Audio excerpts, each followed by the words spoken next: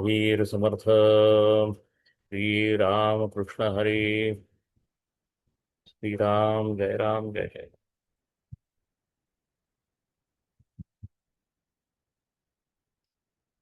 तुकारामांच्या हे सगळ्याच भक्ती संप्रदायामध्ये खरं तर नामदेवांपासूनच पण तुकारामांमध्ये भक्तीचं महत्त्व सांगत असताना हा ज्ञानाच्या मागे तुम्ही फार लागता आणि त्याच्यामुळे तुमचा अहंकार वाढतो, हा कायमचा इशारा दिलेला आहे. आणि हा इशारा केवळ बहुजन वर्गासाठी नाही, बहुजन वर्गासाठी नाही आहे याचा अर्थ असा नाही की बहुजन वर्गाला लागू पडत नाही, पण त्यांना ज्ञानाचा अधिकारच नव्हता. ज्ञानाचा अधिकार नसलेल्यांना ज्ञानाच्या मार्गाला जाऊ नका असं सांगणं तसं काय उपयोग असं नाही. पण काय आहे, ज्ञानामार्गाला लागलेले जे लोक आहेत म्हणजे ब्राह्मण नेता असेल, एखादा सांस्कृतिक नेता, त्यांनी तर उपनिषदावरचीच व्याख्यानं आयोजित केली असती आणि ती प्रवचनं ऐकत बसला आमचा भक्ती मार्गातला माणूस, त्याचं काय ते म्हणाले, देणाऱ्यालाही उपयोग नाही आणि ऐकणाऱ्यालाही उपयोग नाही. त्याचं जे उपनिषदांनी सांगितलेलं जे चिंत्य आहे, जे ध्यान ज्याच्यावर करायचं आहे, ते ते सगळंच कंठामध्ये नाम धरल्यामुळं तुमच्या हृदयात वास्तव्याला येतं. हा प्रत्यक्ष अनुभवाकडे तुम्ही जाणार आहात का नाही जाणार, का तुम्ही शब्दांमध्येच सुखी राहणार आहात, हा महत्वाचा प्रश्न हा केवळ तुकाराम महाराजांनी भक्ती संप्रदायामध्ये पुढं आणलेला आहे. शब्द ज्ञानाचा तोकडेपणा हा ब्राह्मण वर्गालाही समजावून सांगणे आणि त्याचे सगळे दुर्गुण शब्द ज्ञानाचे केवळ, याचा अर्थ त्यांचा आचार्यांवर विश्वास नाही असं नाही, आचार्यांवर विश्वास आहे, पण आचार्य एखादाच असतो. बाकी सगळ्या जणांना बुद्धीच्या जोरावर तुम्हाला शंकराचार्यांची मांडणी कळू शकते आणि त्या मांडणीची पोपटपंची करता करता आपल्याला जणू काय ज्ञानच झालंय असा आविर्भाव निर्माण होतो. आणि अध्यात्मामध्ये अशा पद्धतीचा सात्विक अभिमान, अहंकार, विशेषतः मला कळल्याचा अहंकार येणं ह्याच्यासारखं दुसरं कुठली दुर्गती नाही असं तुकाराम महाराज सांगतात. तर हे सांगणारा जे अभंग आहे त्यामुळे सामान्य माणसाला परत कमीपणा वाटत असतो की मला संस्कृत येत नाही त्यामुळे मला वेद नाही, मला संस्कृत येत नाही त्यामुळे मला उपनिषद नाही, मला संस्कृत नाही त्यामुळे मला ज्ञानच नाही. तर ते म्हणले त्या ज्ञानाचा उपयोगच नाही. आणि हे काय केवळ मखलाशी नव्हती, हे तुकारामांचं स्वतःचं म्हणणं होतं. अगदी स्वतःच्या कवितेबद्दल सुद्धा त्यांचं म्हणणं होतं की शब्दच जास्त व्हायला लागलेत, अनुभव कुठे आहे माझ्यामध्ये. आणि पांडुरंगाच्या चरणापाशी तुकाराम वारंवार गेलेले आहेत की मी शब्दातच गुंतून पडलो का काय महाराज, मला वाचवा. त्यामुळे हे संस्कृतचे शब्द ऐकून केवळ त्या ज्ञानाचा देखावा निर्माण करणे, याला तर त्यांचा फार विरोध होता. आत्ताचा जो पहिला अभंग आहे तो काय, हे संस्कृत मराठी वगैरे असं काही नाही, तुम्ही संस्कृत मराठी ग्रीक लॅटिन काही पण करा, पण देवाबद्दलचं ज्ञान केवळ शाब्दिक असू शकत नाही, ते अनुभवाच्या पातळीला आणायलाच पाहिजे. आणि अनुभवानं जे होणारं ज्ञान आहे तेच खरं ज्ञान आहे. ते व्हायचं असेल तर केवळ तर्काचा, वादाचा, मांडणीचा काहीही उपयोग नाही. भावाचाच फक्त उपयोग आहे, भक्तीचाच फक्त उपयोग आहे. आणि भक्ती आणि भाव हे एकत्रच आहेत असा सांगण्याचा संतांचा हेतू होता. आणि तुकाराम महाराज हे त्यामध्ये सगळ्यात अग्रणी असे संत होते हे सांगणार. तेच संदेश देणारा हा पहिला अभंग आहे. ठेवा जाणीव गुंडून, गुंडून म्हणजे गुंडाळून. जाणीव म्हणजे काय, जाणीव म्हणजे ज्ञानावरनं आलेला शब्द आहे हा, ज्ञानीव असं म्हणायला हरकत नाही तुम्ही त्याला. जाणीव जी आहे ती गुंडाळून ठेवा म्हणले बाजूला, काय काही उपयोग नाही त्याचा. ठेवा जाणीव गुंडून, येथे भावची प्रमाण. भाव महत्वाचा आहे परमेश्वराप्रती. तुम्ही म्हणजे हे कीर्तनकारांनाही सांगणं आहे, हे काय केवळ वेदांत्यांची चेष्टा करण्याचा काही संबंध नाही. जे बाह्यकरणी केवळ पांडुरंगाचं कौतुक करत बसतात आणि अंतःकरणात पांडुरंगाच्या प्रेमाचा लवलेश ज्यांना नसतो, अशा कीर्तनकारांना, अशा वरकरणी भक्तांना सुद्धा असंच झोडपलेलं आहे त्याने, वरकरणी काही करू नका हो म्हणले, आणि शब्दातनं तर काहीच करू नका. आता तुम्ही नाम घेताय का, त्या नामाप्रती, त्या ईश्वराप्रती आणि ईश्वरानं निर्माण केलेल्या सृष्टीप्रती, त्यातले गोर गरीब जनावर, झाड दगड, ह्या सगळ्यांबद्दल तुम्हाला प्रेम आहे का नाही. प्रेम असेल तर तुम्ही भक्त आहात, प्रेम नसेल तर तुम्ही ज्ञानी असाल, त्या ज्ञानाचा उपयोग काहीही नाही. ठेवा जाणीव गुंडून, येथे भावची प्रमाण. एका अनुसरल्या काज. एवढं एकच करावं, फक्त प्रेमानं पांडुरंगाचं नाव घ्या. आणि पांडुरंग ही अवघ्या अस्तित्वाचा शब्द आहे हे तुम्ही लक्षात घ्या. पांडुरंग हा केवळ पंढरपूरला असलेल्या विटेवर उभं राहिलेल्या एका देवाचं नाव नाही आहे. पांडुरंग हे समग्र विश्व, असे अखंड विश्व ज्याच्या पोटात आहेत, अशा महाअस्तित्वाचं नाव पांडुरंग आहे, हे आपण लक्षात घेतलं पाहिजे. एका अनुसरल्या काज, अवघे जाणे पंढरी राजे. तुम्ही फक्त भाव धरा आणि पांडुरंगाला आपलासा करा. मग तो पांडुरंगाला सगळं माहिती आहे, कारण सगळंच सगळंच विश्व त्याच्यातनं आणि हे अनेक विश्व प्रसवून उरून तो विटेवर उभा आहे तिकडं, त्यामुळे सगळं ज्ञान त्याच्यामध्ये आहेच, त्याच्या पोटात सगळं ज्ञान आहे, तुम्ही फक्त त्याला आपलासा करा. गीतेमध्ये सुद्धा एका ठिकाणी असं म्हणलेलं आहे की जे जाणल्यामुळं सगळं जाणलं जाईल, असं परमेश्वरा मला काहीतरी सांग. तर कृष्णाने त्यांना तेच सांगितलेलं आहे, मला जाण, सगळं जाणल्यासारखंच आहे. त्याचाच हा अनुवाद आहे. एका अनुसरल्या काज अवघे जाणे पंढरी राज. हे पंढरी राजाला सगळं माहिती आहे, ते तुम्ही माहिती करून घ्यायचं काही कारण नाही. तुम्ही फक्त पांडुरंगाला माहिती करून घ्या. आणि पांडुरंग हा माहिती करून घेण्याचा विषय नाही, पांडुरंग हा अनुभवण्याचा विषय आहे. आणि तो अनुभव केवळ त्याच्या प्रती असलेल्या प्रेमातून, भावातूनच अनुभवला जाणार आहे. हेच परत स्पष्ट करून सांगायसाठी पुढची वेळ कशी लिहितात बघा. तर्क वितर्कासी वाव न लगे सायासी. अर्थ तर्क वितर्क, भांडण खोडून काढा, मुद्दे, काहीही उपयोग नाही मिळेल यातनं. पांडुरंग हाताशी लागणार नाही. तुम्हाला प्रतिष्ठा मिळेल, तुम्हाला राजदरबारी मोठ्या जागा मिळतील, पण पांडुरंग नाही मिळणार. तर्क वितर्कासी वाव न लगे सायासी, तुका म्हणे भावे विण. भाव भाव भाव नसेल तर काही अर्थ नाही हो, असं सांगायसाठी ती. तुका म्हणे भावे विण अवघा बोलती तो सीण. शीण आहे बघा तो फक्त, बाकी नुसतेच तुम्ही भारे वाहणार, बाकी पांडुरंग काही तुम्हाला गाठ पडणार नाही. तर कृपा करून ह्या अशा नुसत्या वरकरणी जो ज्ञानमार्ग आहे त्याच्या मागे तुम्ही लागू नका. तुमच्या मनामध्ये प्रेम निर्माण असू दे, हृदयामध्ये प्रेम आणि कंठामध्ये नाम, हा भक्तिमार्ग आहे असं कायम कळवळून सांगितलेलं आहे. त्यातला हा शब्द ज्ञानाचा कडाडून विरोध हा फक्त तुकारामांनीच एवढ्या तीव्रतेनं व्यक्त केलेला आहे. ह्याचाच एक प्रकारे वेगळा अनुवाद असलेला हा पुढचा असा अभंग आहे. या अभंगामध्ये ज्ञानमार्गाचं ध्येय काय आहे, तर मुक्ती हे ज्ञानमार्गाचं ध्येय आहे. ह्या सारख्या जन्म मरणाच्या चक्रामधनं सुटणं हे ज्ञानमार्गाचं ध्येय आहे. त्याच्या आधीचा मीमांसकांचा मार्ग आहे, त्यामध्ये मृत्यूनंतर स्वर्गाला जायचं आहे, तिथली सगळी सुख प्राप्त झाली पाहिजेत, ती अश्युअर करायसाठी, त्यांचं बुकिंग करायसाठी हे सगळे यज्ञ याग विधी सांगितलेले आहेत. ते करून वर जायचं आहे आम्हाला, आणि त्यामध्ये जाणार म्हणजे जाणारच आम्ही, आणि आम्हाला मिळणार म्हणजे मिळणारच, अशा पद्धतीची गॅरंटी सुखांची तिथे तिथे आहे. वेदांतामध्ये ज्ञान आहे, आणि त्या ज्ञानाचं एकमेव साध्य हे आहे की आम्हाला मुक्ती पाहिजे. आता परमेश्वराच्या प्रति भक्तिभावना असलेले जे संत आहेत ते म्हणतात आम्हाला ही मुक्तीच नको आहे. म्हणजे ज्ञानमार्ग हा मार्ग म्हणून तर नकोच आहे, पण ज्ञानमार्गातून साध्य होणारी जी मुक्ती आहे ती मुक्ती पण आम्हाला नको आहे. आणि जाता जाता नकळत संतांनी सांगितलेलं आहे की ज्ञानी ज्या मुक्तीसाठी धडपडत असतात ती मुक्ती भक्तांना परमेश्वर असं आणून देतो समोर, आणि आम्ही ती नाकारतो, असा आमचा अधिकार असतो. अशा पद्धतीचा तात्विक मतभेद आहे, पण फार महत्वाचा मतभेद आहे. देवा ऐके हे विनंती, पांडुरंगाला विनंती केली आहे तुकारामाने.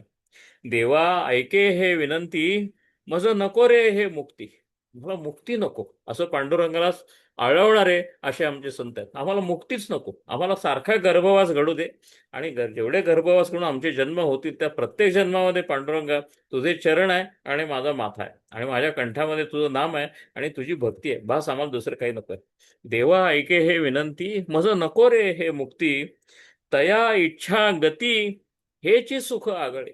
आम्हाला म्हणाले दुःख आणि सुख वगैरे असं काही राहिलं नाही रे, म्हणले हे हे सुख हे दुःख असं काहीच राहिलं नाही. तुझ्या इच्छेनं जी गती काय मिळेल आयुष्याला, प्रारब्ध आणि कर्म सगळं आहेच, पण आमचं कर्म सगळं जळून जातं भक्तीमध्ये असंही संत सांगतात. तरी सुद्धा जन्म परत मागतात, कारण ते म्हणतात ह्या जन्माला तुझ्या इच्छेनं हा जन्म पुढं पुढं जाणं हेच आम्हाला मुक्तीसारखं आहे, आम्हाला वेगळी मुक्ती नको. तया इच्छा गती हेची सुख आगळे, या वैष्णवांचे घरी प्रेमसुख इच्छा करी. प्रेमसुख स्वतः येऊन उभं राहतात वैष्णवांच्या घरी, असं असं त्यांनी वैष्णवांचं महत्व सांगितलेलं आहे. रिद्धी सिद्धी द्वारी कर जोडणी उभ्या. रिद्धी सिद्धी ह्या सगळ्या ज्याच्यासाठी झटतात लोक, सिद्धींसाठी, त्या सिद्धीत हात जोडून उभ्या असतात, त्या अनायसाच प्राप्त होतात. नको वैकुंठीचा वास, आम्हाला वैकुंठीचा वास नको. तुकाराम सदेह वैकुंठाला गेले असं म्हणतो. मीमांसक स्वर्गाला जातात, काही भक्त हे वैकुंठ गमन जे आहे, वैकुंठ गमन म्हणतो आम्ही, आम्ही स्वर्ग गमन म्हणत नाही. पांडुरंगाच्या राजधानीमध्ये त्याच्या जवळ जाऊन राहणं च्या भक्तांच्या मुक्तीची अशी परमावधी असते असं असं सांगतात. तर ते म्हणाल आम्हाला वैकुंठ सुद्धा नको, परमेश्वरा तुझं जे हे काय हे जगणं आहे ना, या जगण्यामध्येच आम्हाला फक्त तुझ्या भक्तीनं फक्त या जगामध्ये परत येऊ दे.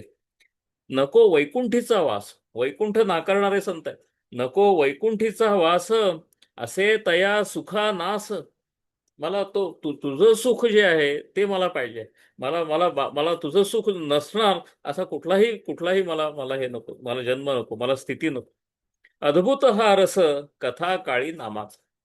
ह्या देहात यायचं, ही वाणी घेऊन यायचं, हे कान घेऊन यायचं आणि तुझं नाम गायचं, तुझं नाम ऐकायचं, हे जे परमसुख आहे ना, ते मला त्या स्वर्गामध्ये नाही ना त्या वैकुंठामध्ये आहे. मला या देहातच ते मिळणार आहे. आणि मला म्हणून या देहात परत परत येऊ दे आणि तुझं नाम गाऊ दे. असे हा वेगळी अर्चना करणारे आमचे संत आहेत. अद्भुत हा रस कथा काळी नामाचा, तुझ्या नामाचा महिमा एवढा अनावर होतं तुकारामांच्या मध्ये. नामाचं प्रेम एवढं अनावर होतं. हे असं अनावर झालेलं प्रेम तुम्हाला नंतर गोंदवलेकर महाराजांच्या मध्ये दिसेल, त्यांच्या शब्दांमध्ये दिसेल. एवढं प्रेम अनावर होतं नामाचं. तुझ्या नामाचा महिमा तुझं न कळे रे घनश्यामा. पांडुरंगाला म्हणलंय की तुझ्या नामाचा महिमा तुलाच माहित नाही.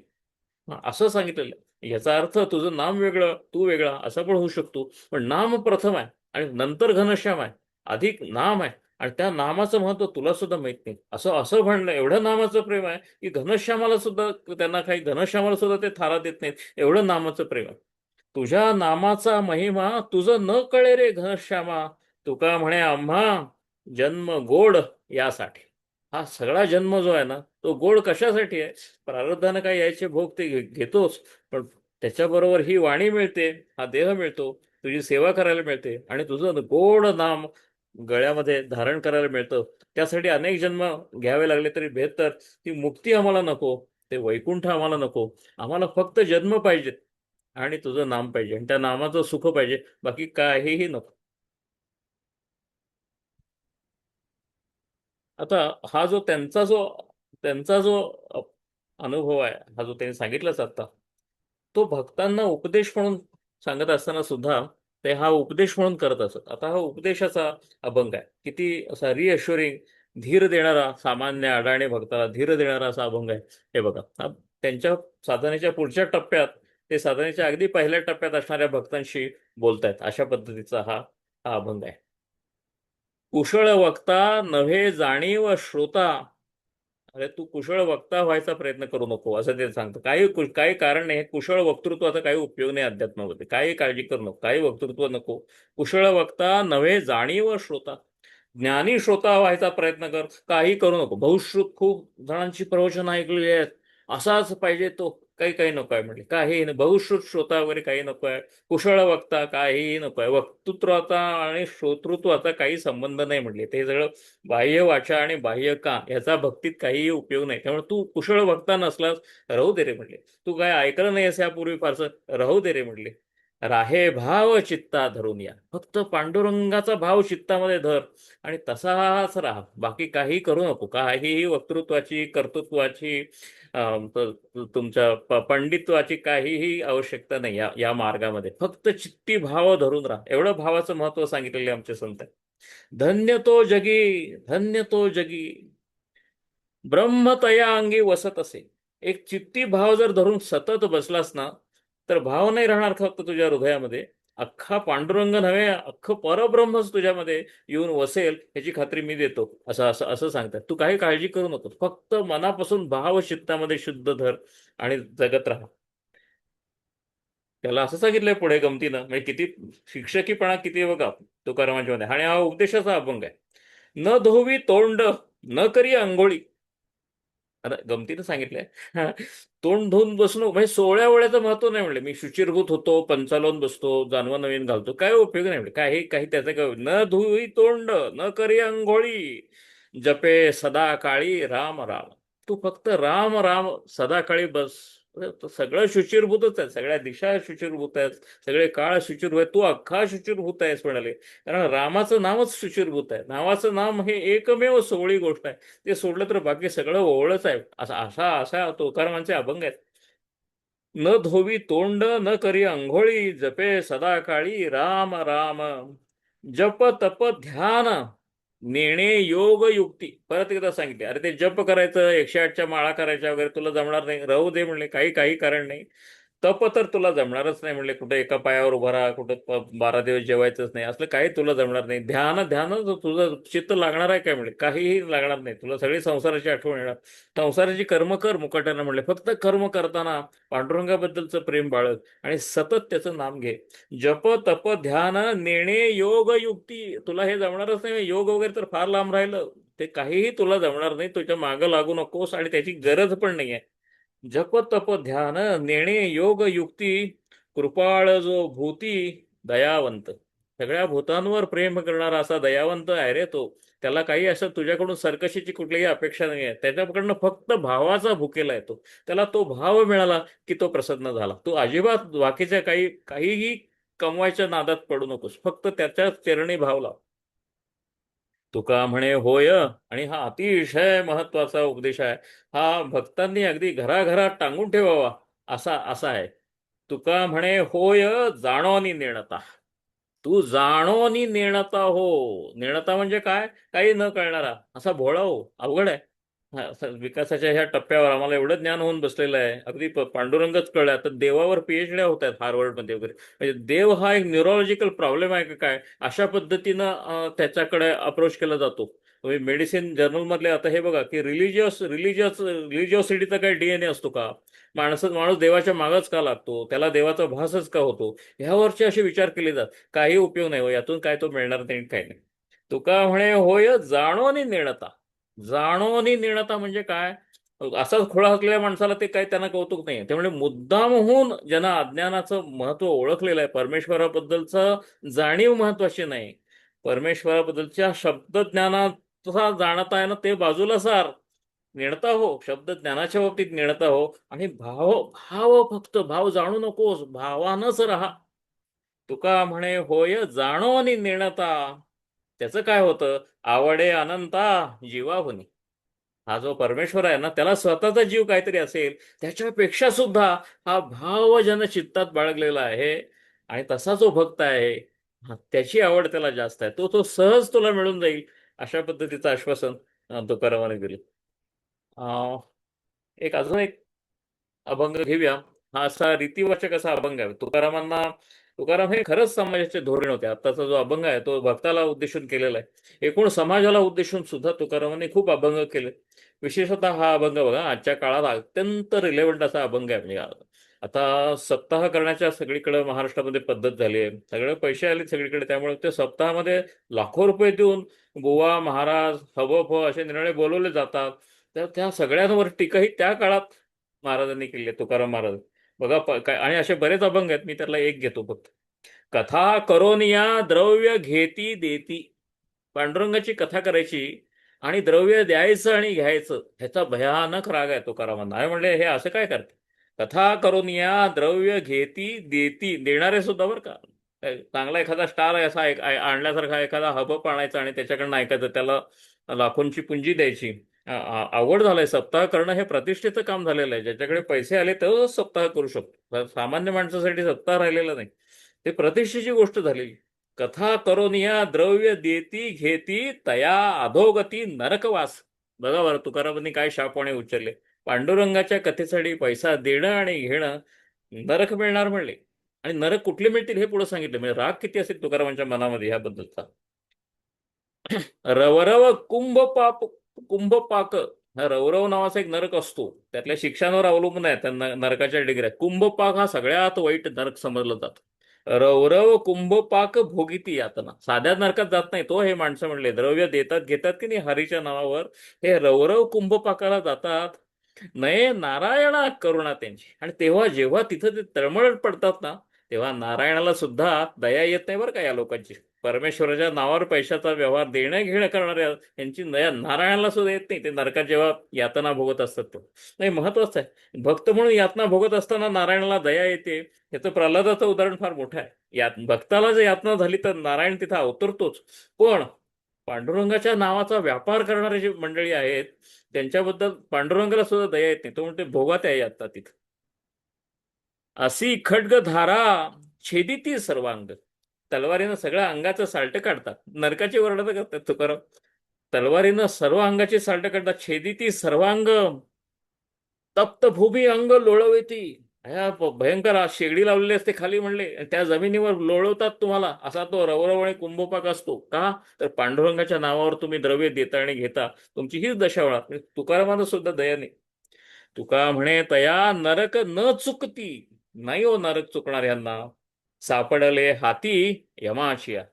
देवाच्या नावावर जे द्रव्य देतात आणि घेतात, कथेच्या नावावर जे द्रव्य घेतात आणि देतात, त्यांना काय नरक तर चुकणार नाही आणि यमाच्या हाती ते सापडतात, हे त्यांनी फार म्हणले. आणि खरा जो भक्त आहे तो यमाच्या हातून सुटतो एवढंच नाही, यम तोंड काळं करतो, अशा पद्धतीचे अभंग आहेत की भक्ताला बघून यम तोंडच काळं करतो, मृत्यूवर विजय मिळतो आमचा साधा भक्त. पण हा पैसे देणारे आणि घेणारे जे भक्त आणि कोण बाबा आणि कोण हबफा असतील, त्यांना नरकालाच जायला लागतं, यमाच्या तोंडी तर जायलाच लागतं, पण नरकात सुद्धा जायला लागतं. असा हा तुकारामांचा प्रवास बघितल्यानंतर आपण आजच्या भाव महत्वाचा असल्यामुळं आजचं जे आपलं भक्तिगीत आहे ते भावाचं गीत आहे. अतिशय प्रसिद्ध असं हे अभंग आहे हा. भीमण्णांनीच गायलेला आहे, राम फाटकांनी संगीत दिलेलं आहे, पण आहे आमच्या नामदेवांचा. कारण भाव भाव आणि नाम आहे ना, ते नामदेवांचं महत्वाचं. अतिशय प्रसिद्ध अभंग आहे, तीर्थ विठ्ठल क्षेत्र विठ्ठल. यामध्ये विठ्ठल विठ्ठल असा जो सारखा येतो ना, त्यामध्ये भाव आहे. भीमण्णा अतिशय मनापासून म्हणतात. हा अभंग आता 6 मिनिटाचा वगैरे असेल, पण तुम्ही युट्यूबला बघितलं तर अगदी 20-20 मिनिटं तीर्थ विठ्ठल म्हणलेला अभंग आहे आणि जरूर तुम्ही तो ऐकावा. असा आहे तो भाव, काय असतो भक्ताचा हे भीमण्णांच्या आवाजात समजतं आणि नामदेवांच्या शब्दात समजतं. अतिशय सोपे शब्द. तीर्थ विठ्ठल क्षेत्र विठ्ठल, म्हणजे तीर्थामध्ये जायचं कारण नाही, विठ्ठल या नामातच तीर्थ आहे, विठ्ठल या नामातच क्षेत्र आहे. तीर्थ विठ्ठल क्षेत्र विठ्ठल देव विठ्ठल. विठ्ठल हाच देव आहे. देव पूजा विठ्ठल. अहो विठ्ठलाची पूजा करायची म्हणून परत नामापासून वेळ काढू नका. उगाच फुलं आणत बसले, हार आणत बसला, वेळ घालवू नका.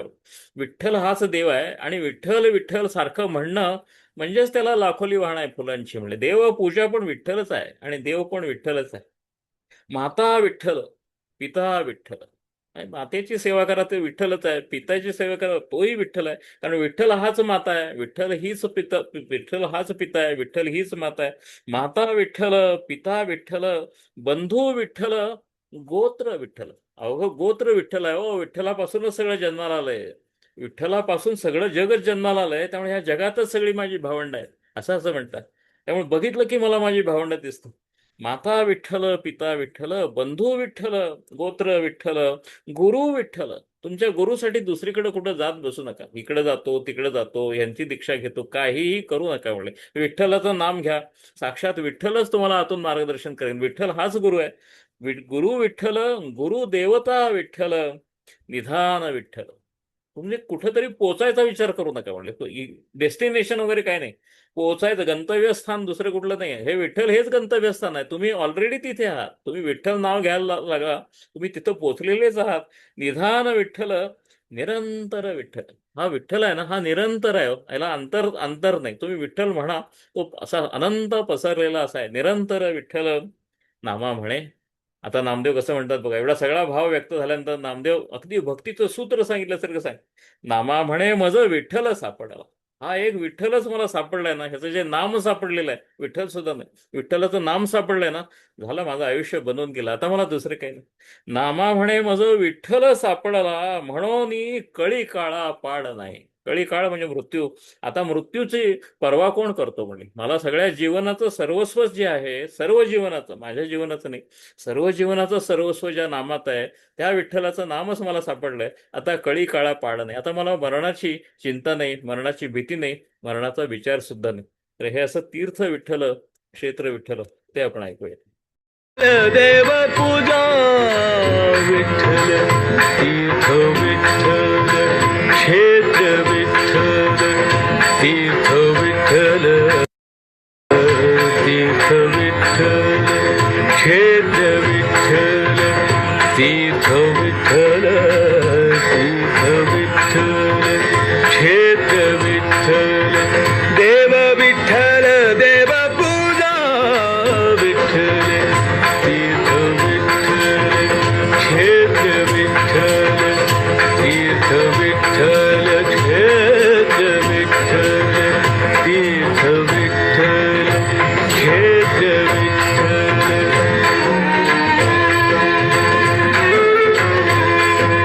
माता विठ्ठल